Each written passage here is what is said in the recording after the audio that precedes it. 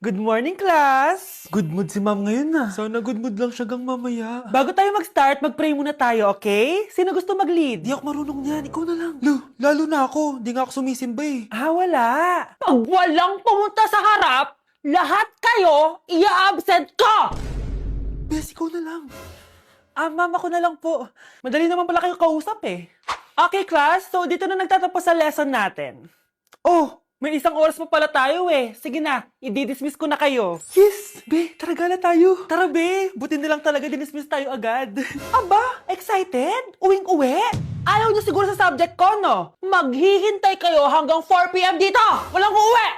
Grabe naman yung mood swing ni ma'am. Nakakainis. I love you too. Okay, class. Dahil good mood ako today, hindi tuloy ang quiz at lesson natin. Ay, salamat. Magagawa ko na yung assignment ko sa math. Bes, pakopya naman ako niyan. Aba, sino nagsabi sa inyo na pwede kayo gumawa ng assignment sa ibang subject, ha?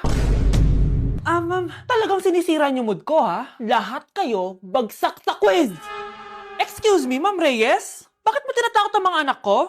Ma'am, Hindi sila matututo kung hindi ko sila tatakutin. hindi mo kailangan takutin ng mga bata. Kausapin mo sila na maayos. Tama. Tayo ang pangalawa nilang magulang. Dapat maging safe sila sa atin. Gusto mo bang maalala ka nila sa mga pananakot mo? Facts, ma'am. Umayos ka na, ha? Kung ayaw mong isumbong kita sa principal. Deserve. Sige, 50 pa. Malapit na. Sige na. Last step na to. Ay, grabe. Ano ba? At least bumaba yung timbang niya, di ba? Napunta nga lang sa first floor.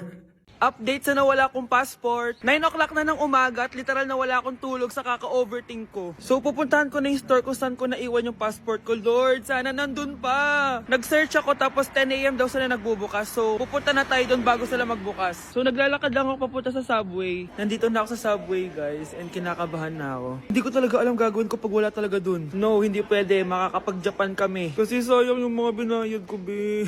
Guys, nakasakay na ako. Guys, nandito na tayo. Kinakabahan ako. Tapos naiihi pa ako. Guys, wish me luck, Lord. Please, sana nandun. Nandito na tayo sa Myeongdong, guys. Tapos dun yung papunta dun sa store. Ako lang pala mag-isa ngayon, guys. Hindi ko kasama si Honey Bunch. Solo traveler. Pinapaayos ko kasi siya ng mga gamit. Pag uwi ko dun sa hotel, diretso na kami airport. Ganun. Grabe sa isang katangahan. Sobrang mahal. Mahal maging tanga dito, guys. Wait lang, may napapansin ako. Parang ang fresh ko dito sa Korea. Yun ang glass skin, no? Ito yung store, yung tier. Diyan ko nawala yung passport ko. Lo, tinitignan ako na ito, oh. Guys, may mga staff na. Try ko magtanong if may nakita silang passport. Sana pansinin ako. Hello? Deadma challenge sila, guys. I left my passport yesterday here. Yes. Can you please check? Guys, sana nandito? Pinakabahan na ako. Lord, please. Magkakabait na ako, please. Hala, guys. Hala, ano tong hawak ko? Passport ko yata to. Yes, makakapag-Japan tayo, guys. Over naman, no? Hindi na siya nag-overthink. Iniisip ko ngayon, pupunta tayo ng Japan. Guys, nasa airport na kami. Tuloy na kami sa Japan. Bye, Korea. Ano masasabi mo? Alas na tayo ng Korea. Babalik pa ba tayo dito? Yes, at sana next time hindi mo na makakalimutan yung passport. Love mo ko, di ba? Bakit mo ko iiwan? Papuntahin ko si Nami kasi babes umiiyak ko. Ba't ko umiiyak? Bakit mo ko iiwan? Saglit lang. Love mo ko, di ba? Bakit mo ko iiwan? I think it's so easy to fall in love. Ayoko talaga sa kanya. Bes, ayan siya oh, yung pet peeve mo. Hi! Panira ng araw. Okay, class. Break time muna tayo. Hala, naiwan ko yung baon kong pagkain. Scarlett to, may sobra pa ako. Baka gutom ka na. Talaga? Bibigyan mo ko? Oo, ano ka ba? Gusto ko maging close tayo. Parang bumabait tong pet peeve ko ah. Hala, may quiz pala tayo. Bes, sabay tayo mag-review mamaya ha? Naku, sorry Bes. Kakain kasi kami ng jowa ko mamaya. Hindi mo ba kaya mag-isa? Ano ba yan? Ako na lang, sabay tayo mag-review. Tsaka, may reviewer din ako dito oh. Ayan na naman siya. Sure ka? Ako talaga gusto mo kasabay mag-review? Oo naman. Ba't naman hindi? Idol nga kita kasi ang talino mo eh. Sige na nga. Okay, class. Para sa activity natin today, pili kayo ng partner nyo. Best, partner tayo ah. Sorry na best. Partner na kasi kami ng baby loves ko eh. Tayo na lang yung partner, Scarlett. Ikaw na naman. buti ka pa. Gusto mo ako makapartner. Ayan, perfect! Partner kayo ng pet peeve mo. Ha? Bes! Pet peeve mo pala ako? After mo siraan sa amin yan, BFF na kayo ngayon? Samantha!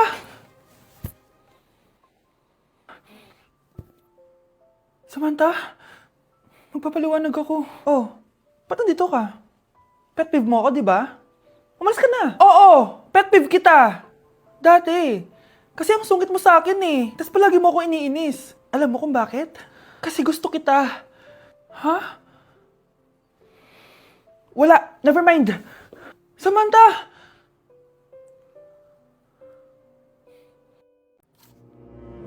Good morning, class! Bakit ang dami nakadikit sa wall? May ballpen, may walis. Ma'am, uso kasi to. Ididikit mo yung mga bagay gamit yung wall friction. Parang ganito. O, di ba, ma'am? Ano? Wall friction? Hoy! Baka mahulog ka dyan! Kung mga bata to, kung ano-ano kasi nakikita niyo sa TikTok na yan eh. Try ko naman tong calculator. Ang saya! Tingnan niyo, dami ng gasgas ng wall, oh. Tanggalin niyo na yan. Kung hindi, i-absent ko kayong lahat. Guys, si ma'am naman na idikit natin sa pader. Hoy! Mangulong niya kayo! Ma'am, huwag kang matakot, ma'am. A few moments later. Hoy! Ibaba niyo ako dito! Guys, dismissed na daw tayo, sabi ni ma'am. Uwian na! Hoy! Isusumbong ko kayo sa principal!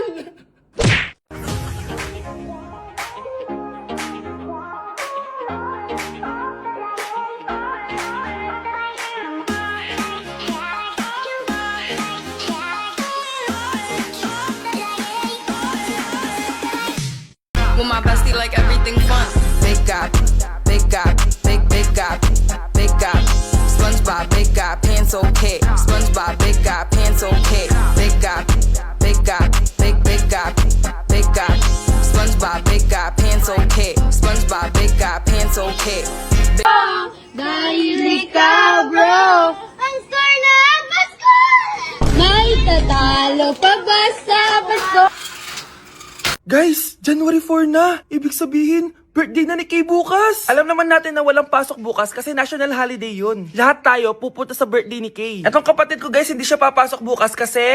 Pupunta ako sa birthday ni Kay. At dahil bukas na yung birthday niya, bibili ako ng regalo para sa kanya. Magluluto din pala ako ng handa para sa kanya kasi potluck daw bukas. Guys, nandito na kami sa mall kasi mamimili na ako ng regalo para kay Kay. Hindi ko nga alam kung anong regalo ko sa kanya. Kung sapatos ba, cellphone, tablet, bahay, kondo. Nasa grocery kami ngayon kasi ipagluluto natin si Kay ng spaghetti. Kasi birthday nga niya, di ba? Next na handa is mawawala ba sa birthday ang Shanghai? Tara, bili tayo ng ingredients. Guys, nasaraduhan na tayo ng mall. Uwi na tayo, tara. Guys, ito na pala si Kay eh. Ang hindi ko Kay yang mawala. Charan! So, ito yung mga regalo ko para kay Kay. So, unahin natin dito. Ano kayang laman neto? So, binilang ko siya ng deodorant. Kailangan ko bang explain ko para saan to? Next naman natin, ito guys. So, guys, binilang ko siya ng shoes. Sabi niya kasi favorite color niya yung blue, kaya binilang ko siya ng pink. At ito na guys, naubos pera ko dito. Kita niyo naman yung logo na yun, no? May kagat yung mansanas, oh. Ano kaya laman neto? iPad? iPhone?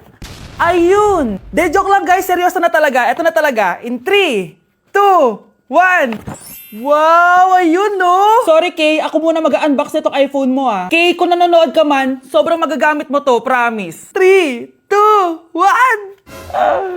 Magagamit mo to sa kusina nyo. Oh, magugas ka dun. Guys, eto na. Magluluto na ako ng spaghetti at ng hangshai para kay Kay. Grabe ka, Kay. Most awaited talaga birthday mo. Sariling birthday ko ka. Di ko kaya paglutuan sarili ko. Nawasa? Oh, well. Lagyan natin ng asin. Ilagay na natin. Ginagawa na ni Honey Bunch yung sauce, guys. Tikman natin, guys, yung ginawa naming sauce. Pangit lasa. Next, nalulutuin natin itong hangshai. Charan! Simpleng handaan lang to para kay Kay. Tikman na natin. Guys, hindi pa talaga to yung birthday celebration ni Kay. Kasi ang balita ko, bukas, bongga daw yung birthday party niya. Kaya abangan niyo yun. Sarap. Guys, birthday na ni Kay! Happy birthday, Kay! Birthday na ni Kay! Birthday na ni Kay! Kaso may kailangan ako sabihin sa'yo, Kay. Papasok ako! Hindi ko pala kayang umabsent, guys. Bakit? Pag bumagsak ba ako, may magagawa ba si Kay? Kay, binabawi ko na yung sinabi ko dati na pupunta ako sa birthday mo. It's a prank! Hindi mo kilala yung teacher ko, Kay. Yung isang absent na yan, malaking bagay na yan. Hindi ko kayo pipilitin kung ayaw niyong pumasok, pero ako papasok ako. Ang masasabi ko lang sa mga papasok ngayon, tapos na yung maliligayang araw natin. Pwede bang mag-restart na lang ulit sa bakasyon? Sige na, tatanggapin ko na. Napapasok na talaga ako. 4:40 na at 7 a.m. yung pasok ko, so tara na guys, pasok na tayo. Kay, kung ako sa'yo, i-move mo na lang yung birthday mo ng Sabado para makapunta kami lahat. Totoo ba to? Napapasok na ako. Hindi to totoo! Hindi to totoo! Over. Sige na, alis na ako. I miss you? Sino yan, ha? May boyfriend ka na, no? Naku, sinasabi ko sa'yo babae kapag nabuntis ka. Kala mo mura ang gatas at diaper? Oh, gutom ka na? Maarte ka kasi. May pagkain naman kasi kanina, di ka pa kumain. Gusto mo, may magdala pa para sa'yo. Ano ka, prinsesa? Maganda ka? Oh, masama pakiramdam mo. Ganyan talaga kapag tamad kumilos sa bahay, ha? Wala ka nang ginawa kundi humilata ng humilata. Tayo mo kaya linisin itong mga to. Hoy, babae ka. Ano, gagala ka na naman? Feeling mo siguro na pabibi ka, no? Ha? Magtigil kang babae ka, ha? Dahil ko na nagagastos sa'yo.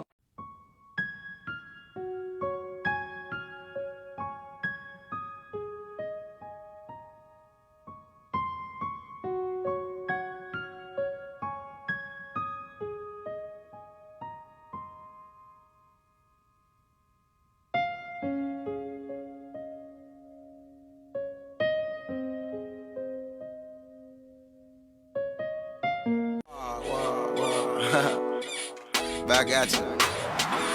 Bad girl. Is it bad that I never made love? No, I never did. But I shouldn't have had I want you to. disappear. Back at you. Bad girl. Is it bad that I never made love? No, I never did. But I shouldn't have had I want you to. disappear.